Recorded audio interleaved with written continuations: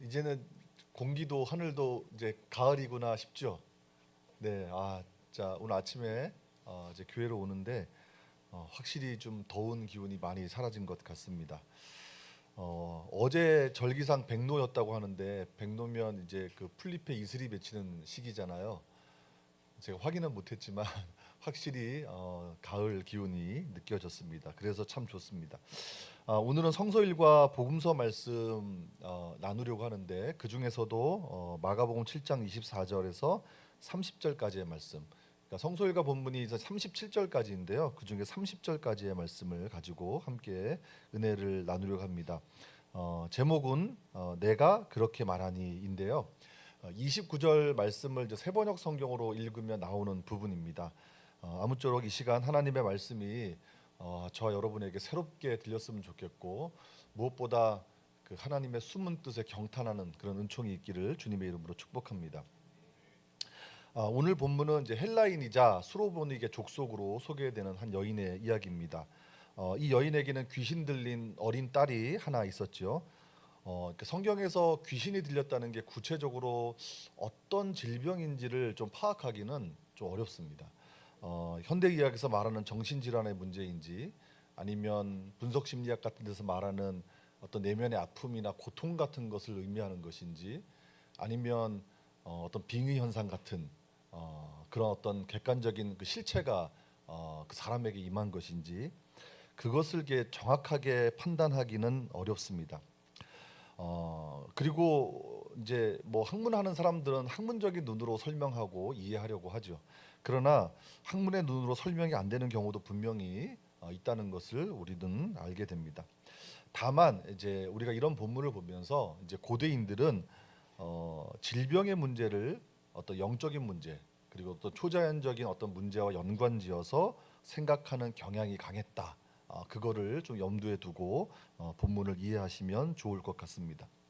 사실 오늘 우리가 읽은 이 본문과 같은 내용이 마태복음 15장에도 기록되어 있습니다. 마태복음에서는 이제 수로보니게 족속 헬라인 여자라고 소개하지 않고 가나안 여자라고 소개를 하는데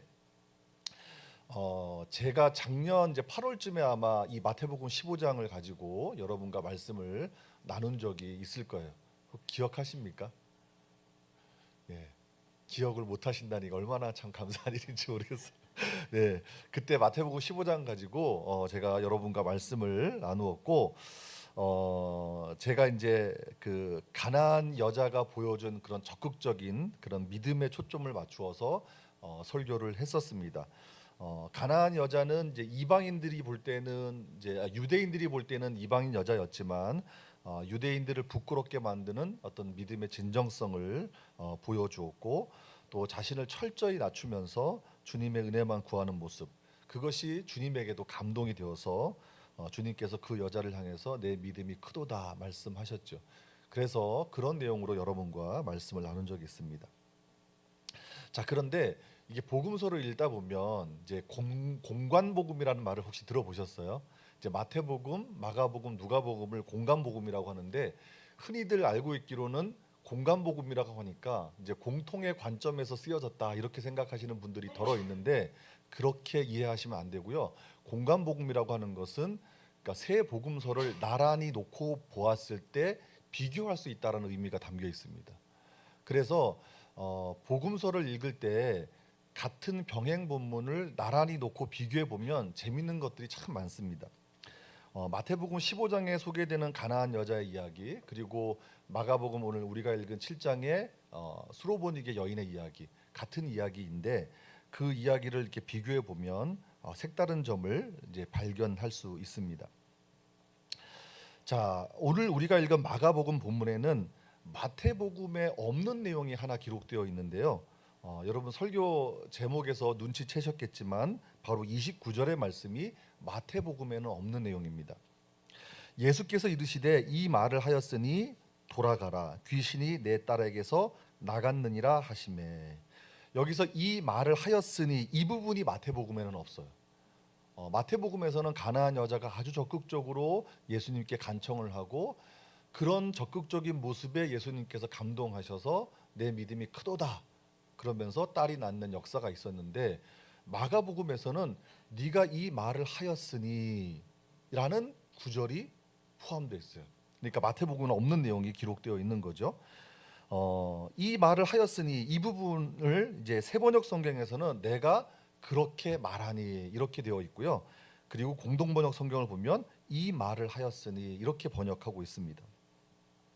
그러니까 말하자면 마가복음에서는 여인이 한 말, 그러니까 수로보니게 족속의 이 여인이 한 말 때문에 예수님의 생각이 바뀌고 여인의 딸에게서 귀신이 나갔다고 말씀하고 있는 것이죠.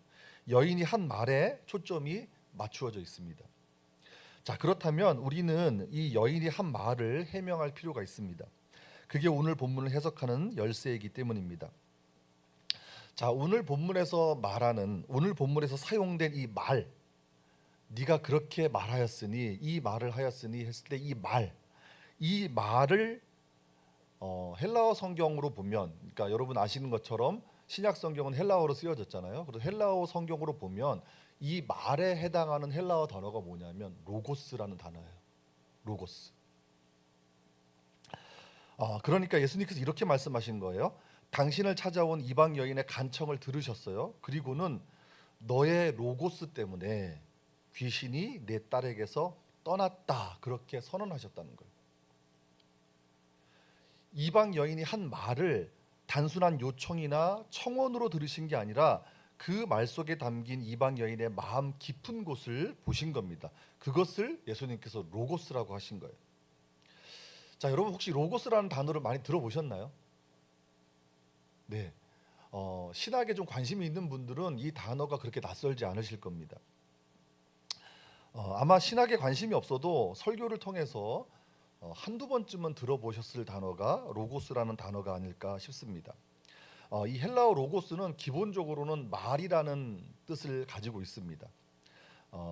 그런데 성경에서 로고스라는 단어에 그가 사용된 용례를 찾아보면 이것을 그렇게 단순하게 이해할 수 없다는 것을 알게 됩니다. 왜냐하면 말에 해당하는 헬라어 단어가 또 있거든요. 그런데 그런 단어를 쓰지 않고 로고스라는 단어를 쓴 거예요.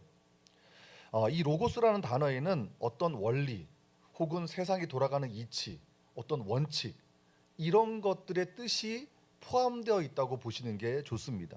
그래서 실제로 고대 그리스 철학에서는 우주를 질서 있게 유지하는 근본 원리를 설명할 때 로고스라는 단어를 썼어요. 여러분 요한복음 1장 1절에 우리가 너무나 잘 아는 말씀이 있습니다. 태초에 말씀이 계시니라. 이 말씀이 곧 하나님과 함께 계셨고 그런 말씀이 있죠.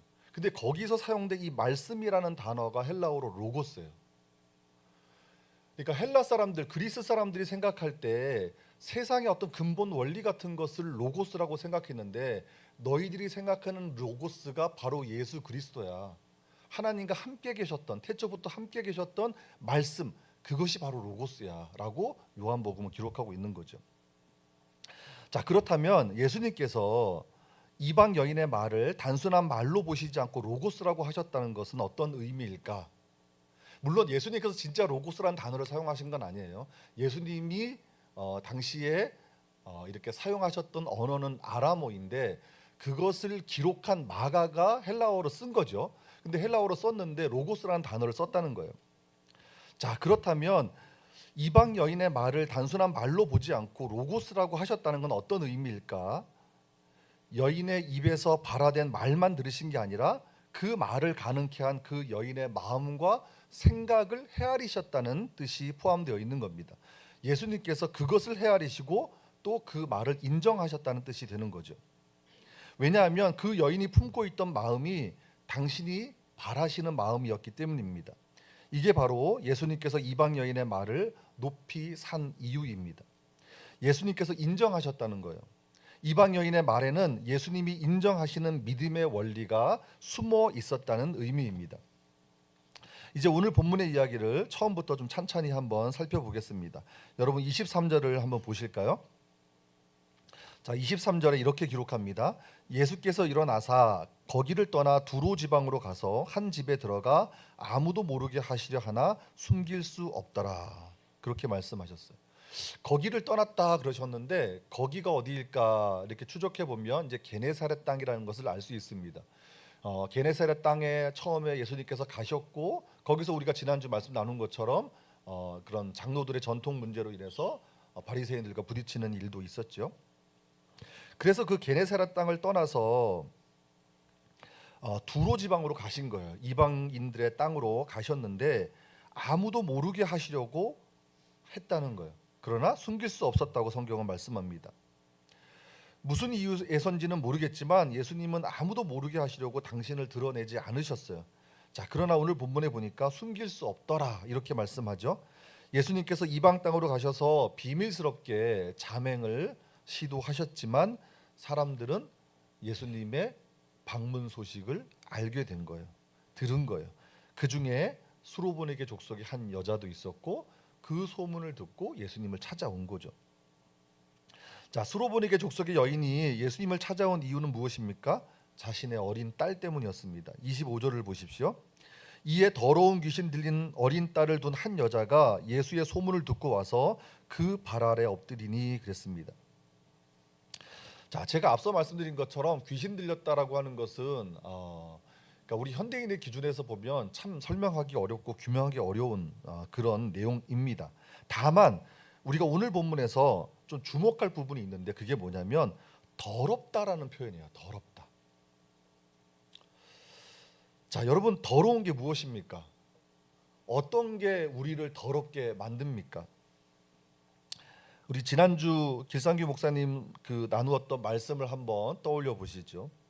마가복음 7장 1절부터 23절까지의 말씀을 우리가 나누었는데 거기에 보니까 그 바리새인들이 장로들의 전통을 이렇게 들먹이면서 손을 씻지 않고 음식을 먹던 예수님의 제자들을 공박하지 않습니까? 그때 예수님께서 그 바리새인들을 향해서 뭐라고 말씀하십니까? 음식물은 다 깨끗하다. 입으로 들어가는 것이 우리를 더럽게 하는 것이 아니라 사람의 입에서 나오는 것이 우리를 더럽게 한다고 말씀했어요. 그러니까 너희들이 말하는 외적인 부정함이 진짜 부정한 것이 아니라 내면의 부정함이 진짜 부정한 것이다 라고 말씀하신 거예요. 사람에게서 나오는 악한 것이 무엇입니까? 바리새인들은 전통을 지키지 않는 것이 악한 것이다. 하나님의 법도를 지키지 않는 것이 악한 것이다 라고 생각했을지 모르지만 예수님은 그렇게 말씀하신 거예요. 그게 아니라 사람의 마음에서 나오는 악한 생각, 그것이 우리를 더럽게 한다고 말씀하죠. 그게 지난주 우리가 나누었던 말씀 마가복음 7장 21절, 22절, 23절에 나와 있습니다. 사람의 마음에서 나오는 악한 생각, 어떤 것들을 열거하죠? 성경에는 음란, 살인, 탐욕, 질투, 비방, 사기, 방탕, 교만 이런 것들을 악한 생각으로 거론하고 있습니다. 물론 여기에 거론되지 않은 다른 것들도 많을 거예요. 그런 것들이 우리를 더럽게 한다는 거예요. 사실 25절 말씀에 더러운 귀신이라는 말은 이게 헬라어 성경으로 보면 없는 말이에요. 헬라어 성경에는 없는 말입니다. 헬라어 본문은 더러운 귀신이라는 말이 없고 더러운 영이라고 기록되어 있습니다. 그래서 오늘 본문을 바로 이렇게 앞단락과 연결지어서 이해를 하면 사람에게서 나오는 악한 생각이 더러운 영이고 그 더러운 영의 목록이 사람에게서 나오는 악한 생각들이라는 얘기가 됩니다. 여러분 그렇게 이해하면 오늘 본문은 우리에게 완전히 새로운 이야기입니다.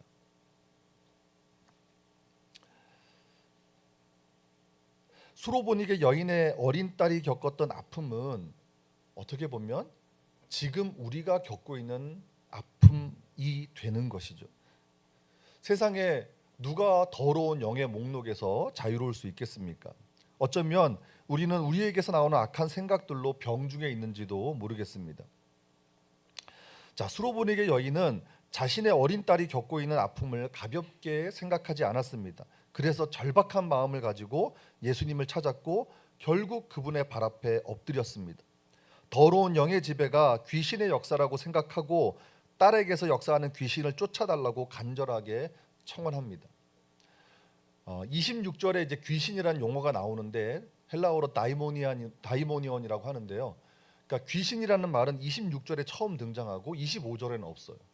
더러운 영의 지배를 받고 있다. 자기 딸이. 그것 때문에 너무 힘들고 아프고 괴로운 거예요.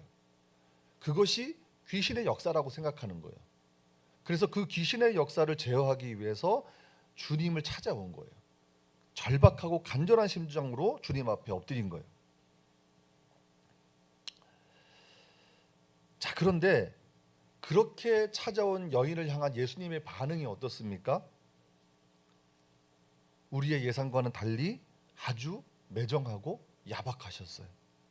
심지어 떡이 있으면 자녀에게 먼저 주지 그 떡을 개들에게 던져주지 않는다고 하시면서 아주 잔인하게 여인의 청을 거절하셨습니다. 그러니까 수로보니게 여인이 이방 여인이라는 것을 상기시켜 주면서 이방인을 이제 개취급했던 유대인들의 정서를 그대로 표출하신 거예요.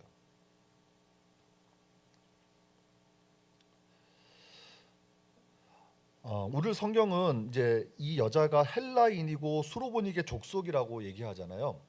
그러니까 마태복음 15장에서는 가나안 여자라고 소개를만 하는데 여기서는 이제 헬라인이라는 것을 더욱더 이제 부각시킵니다. 수로보니게 족속이라고 하는 것은 이제 가나안 지방에 속해 인종적으로는 거기에 속하지만 뭐 요즘식으로 따지자면 국적으로는 헬라 사람이었다라는 거예요. 그러니까 굉장히 유대인들이 볼 때는 이방이었을지 모르지만 사회적인 지위라든지 그리고 그가 누리고 있는 것을 생각하면 좀 상류층의 사람이었다라고 볼 수 있어요.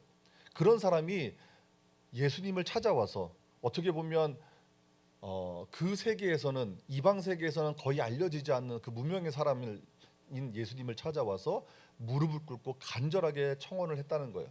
자신의 지위를 생각하지 않고. 그런데 예수님께서 그 여인을 자기 자신을 개 취급했어요. 내가 먹을 것이 있어도 우리 자녀들에게 먼저 주지 개들에게 던져주지 않는다라고 얘기하신 거예요. 여러분, 이런 예수님의 반응을 보면 우리가 믿고 따르는 예수님의 모습이 정말 맞습니까? 어떻게 이럴 수가 있습니까? 성서학자들은 예수님의 이런 당혹스러운 모습을 다양하게 해석하는데 예수님의 의도적인 반응이었다고 보는 것이 전통적인 해석입니다. 말하자면 수로보니게 여인을 시험하기 위해서 매정하게 말씀하시고 그 청을 아주 매몰차게 거절하셨다는 해석입니다. 자, 여러분 이렇게 한번 생각해 보세요. 수로보니게 여인이 예수님 발 앞에 엎드렸어요. 그 엎드린 것을 예배라고 한번 생각해 보시죠. 그리고 자신의 딸을 고쳐달라고 간절히 요청했어요. 그 요청을 기도라고 한번 생각해 보세요. 수로보니게 여인의 예배와 기도가 진심으로 느껴지십니까? 어머니의 절박함으로 엎드리고 간청했지만 그 절박함이 여러분이 느끼실 때 진심으로 다가오십니까? 예수님께서 확인해 보신 거예요. 이제 드디어 수로보니게 여인의 말이 그 입에서 터져 나옵니다. 자, 수로보니게 여인의 말은 단순한 말이 아니라 예수님이 로고스라고 인정하신 말이에요. 우리 다 같이 28절의 말씀, 예수님께서 인정하신 로고스라고 인정하신 그 여인의 말을 한번 읽어보겠습니다. 28절 말씀입니다. 시작. 여자가 대답하여 이르되 주여 올소이다마는 상 아래 개들도 아이들이 먹던 부스러기를 먹나이다. 자, 보십시오. 이 말을 그냥 액면 그대로 보면 먼저 예수님의 말씀을 긍정했죠. 그렇습니다, 주님. 당신의 말이 맞습니다. 자녀들이 먼저인 것 긍정했어요. 그리고 자기가 개라는 것도 긍정했어요. 예수님이 말하는 자녀는 당연히 유대인을 말하는 것이겠죠. 유대인이 먼저라는 건 당신의 말이 맞습니다. 그리고 나는 당신들이 개 취급하는 이방인 맞습니다. 그걸 긍정했어요. 그러면서도 예수님을 주님이라고 부릅니다. 예수님의 그 모진 말에 예민하게 반응하지 않고 자기 것으로 그냥 받아들인 거예요. 어떻게 그럴 수 있습니까? 여인이 예수님을 찾아와서 엎드린 것을 예배라고 생각하시고 그리고 간청한 것을 기도라고 생각해 보자고 제가 말씀을 드렸어요. 그 예배가 진심이었습니까? 그 간청이, 그 기도가 진심이었습니까? 진심이었죠. 딸을 살려야 되니까.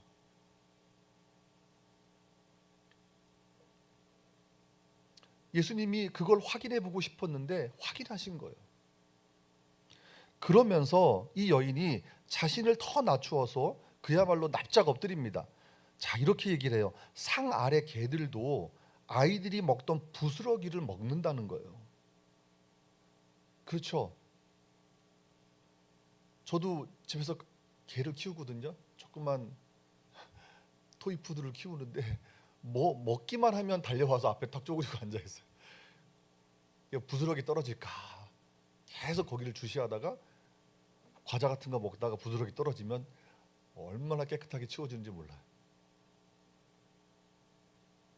자, 여인이 상 아래 개들도 아이들이 먹던 부스러기를 먹나이다 이렇게 말했는데, 이 말 한마디로 예수님은 여인과의 논쟁에서 패배를 인정하시는 거예요. 여러분, 복음서에 보면 예수님께서 논쟁하는 이야기가 되게 많이 나오거든요. 그 논쟁 이야기 중에서 예수님이 패배한 적이 없어요. 다 그들을 꺾으셨어요. 그들의 생각을 꺾으셨고 그들의 잘못된 생각을 바로잡아 주셨는데, 유일하게 예수님의 논쟁 이야기 중에서 예수님과의 논쟁에서 예수님을 이긴 유일한 사람이 바로 수로보니게 여인이에요. 예수님께서 이 논쟁에서 패배하셨다는 건 무슨 뜻입니까? 그 여인의 말에 수긍하셨다는 거예요. 그 여인의 말이 맞다고 인정해 주신 거예요. 그래, 네 말이 맞다 하신 거예요. 여인은 예수님의 매몰찬 태도와 잔인한 비유를 액면 그대로 받아들이지 않고 그 의도를 파악했어요. 그리고 그 비유에 어떻게 보면 그 비유를 재사용해서 재치 있게 응수한 거예요. 그렇다고 수로보디게 여인이 논쟁을 즐기려고 그렇게 재치 있게 응수한 것은 절대로 아닙니다. 절박한 마음으로 예수님을 찾아가서 진심을 담아서 간청한 것뿐이죠. 그런데 그 절박한 진심이 예수님의 마음을 움직인 거예요. 마음에서 우러나온 진실한 말 때문에 딸을 괴롭히던 더러운 영이 쫓겨나는 은혜를 체험한 것이에요. 수로보니게 여인의 말은 결국 무엇입니까? 수로보니게 여인의 말은 결국 수로보니게 여인의 믿음이었다는 거예요.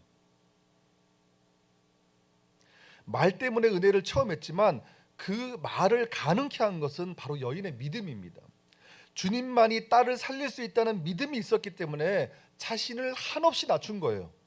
그리고 주님을 높였어요. 주님을 바라봤어요. 주님에게만 도움을 요청한 거예요. 이제 우리를 돌아보았으면 좋겠습니다. 우리 삶을 병들게 하는 더러운 영은 무엇입니까? 우리를 더럽게 하는 악한 생각은 도대체 무엇입니까? 우리가 신앙생활하면서 예배생활하면서 아주 거룩한 모습으로 교회를 다니고 많은 사람들에게 우리가 그리스도인들이라고 얘기하지만 우리를 더럽게 하는 악한 생각이 있을 것입니다. 음란한 생각일 수도 있고요, 참을 수 없는 분노와 짜증일 수도 있습니다. 죽이고 싶은 마음일 수도 있고요, 시기와 질투와 누군가를 헐뜯고 비방하는 마음일 수도 있습니다. 아니면 바리새인처럼 나 정도면 괜찮아 라고 생각하는 교만일 수도 있습니다. 그것도 아니면 자신의 모습을 직시하지 못하는 어리석음일 수도 있습니다. 여러분, 우리 안에서 만들어지는 악한 생각이 얼마나 많은지 아십니까? 그것이 우리를 병들게 하고 우리를 아프게 한다는 것을 깨닫지도 못하고 그렇게 살아가는 우리의 모습을 여러분 아십니까? 우리가 그런 것들의 포로가 되어서 살 수는 없지 않습니까? 예수님께서 우리에게 오신 이유는 그런 것에 포로된 우리를 해방시키기 위함입니다. 예수님께서 수로보니게 여인의 말을 로고스라고 하신 것은 그 여인의 말에 주님이 바라시는 믿음의 바탕이 있었기 때문입니다. 주님만을 찾는 믿음, 주님만을 바라는 믿음, 주님만을 의지하고 신뢰하는 믿음, 그 절박하고 진실한 믿음에 근거한 말이었기 때문에 예수님께서 그 여인의 말을 로고스라고 하신 거예요. 수로보니게 여인은 자신은 물론이고 자신의 딸이 더러운 영에 사로잡혀 살게 둘 수는 없었습니다. 그 더러운 영을 떨쳐 버려야만 했습니다. 그래서 주님만을 바라고 찾아온 것입니다. 여러분, 우리는 더러운 생각, 더러운 욕심을 방치한 채 살아서는 안 됩니다. 그것을 방치한 채 어떻게 우리가 성령을 외칠 수 있습니까? 이 땅의 교회가 탐욕에 물들어서 불법을 일삼고 있는데 어떻게 주님의 뜻을 말할 수 있겠습니까? 세상에서도 손가락질하고 지탄하는 세습을 자양하면서 이곳이 거룩한 성전이다 말할 수 있겠습니까? 뒤로는 그 모든 불의를 저지르면서 어떻게 주님의 뜻, 주님의 사랑을 말할 수 있겠습니까? 사람에게서 나오는 악한 생각, 더러운 영을 교회 안에서 그리고 우리 안에서 쫓아내야만 합니다. 그러기 위해서, 그 더러운 영을 쫓아내기 위해서 정말 절박한 마음으로 주님 앞에 나아가야 됩니다. 정말 진실한 마음으로 주님께 요청해야 됩니다. 우리의 예배가 주님이 보실 때 진심이구나 느낄 수 있을 정도로 절박하게 주님께 나아가야 됩니다. 우리의 기도가 정말 진심이구나 그렇게 주님이 느끼실 수 있도록 우리가 그렇게 기도해야 됩니다. 주님만이 우리를 살릴 수 있고 주님만이 교회를 회복시킬 수 있기 때문입니다. 이제 우리가 함께 찬양했으면 좋겠습니다. 저는 신앙의 본령이 주님을 찾고 바라는 일이라고 믿습니다. 이게 주님을 찾는다, 주님을 바란다라고 하는 말이 어떻게 보면 조금 막연하게 들릴 수 있어요. 그런데 아무리 생각해도 그 말 외에 다른 것을 설명할 길이 없는 거예요.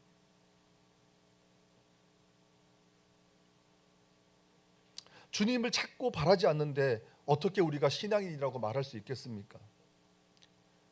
주님의 얼굴을 구하는 삶이 없는데 어떻게 주님의 뜻을 따르는 삶이 우리의 삶에서 나올 수 있겠습니까? 저는 우리가 주님의 얼굴을 구하는 삶이 있을 때 주님이 뜻하는 삶이 우리 삶을 통해서 실천될 수 있다고 믿습니다. 우리 함께 찬양하겠습니다. 나의 영혼이 잠잠히 하나님만 바라며 나의 구원이 그에게서 나오는도다. 그 여인이 가졌던 마음입니다. 우리 함께 찬양하겠습니다.